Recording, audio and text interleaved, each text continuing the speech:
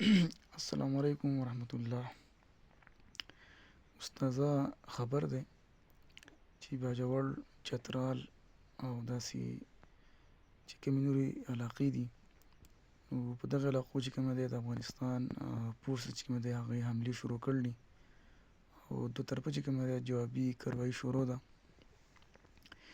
نو اوس خو دوه سټه مسلمانان دي، هم هغوی هم موږ، که دې خوا مري هم نقصان که اخوا مري هم نقصان. خو په دې کې ډېر غټ غټ خلک چې دغه انوال دي،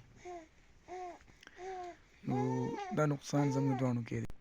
دا نقصان زموږ دواړو کېدی شي او د دې نه چې کومه دی بین الاقوامي چې کوم غټ ملکونه دي، کوم چې د پاکستان او د افغانستان دشمنان دي، نو د دې نه هغه ډېره اوچته پیدا اخیستی شي. خو په دې وخت کې افغانیانو لږ وټې سوچ وکړو.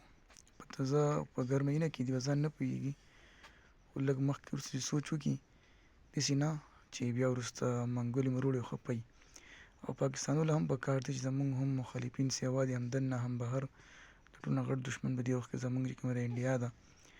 نو اوس چې کوم جړپ شروع شوی دی په دې وخت کې، نو موږ به دعاګانې کوو، ځکه چې نه مخکې امن دی نه اوس امن ورلو. نو موږ د خپل ملک دپاره هر قسم قربانۍ دپاره تیار یو او پکار ده چې دوه سټه امن راشي. نو الله دې خیر وکړي چې د امن قایم شي.